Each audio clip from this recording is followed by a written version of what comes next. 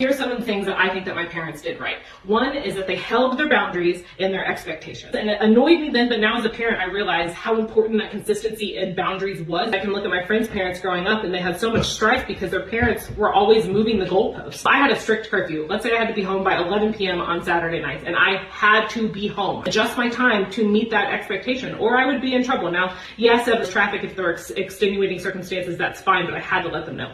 My friends, their parents might say you have an 11 p.m. curfew, but then let them walk through the door at midnight or 11:15 or 11:30 or 1 a.m. and never say anything until the 6th time and then suddenly be, you're grounded for 2 weeks because you broke your curfew.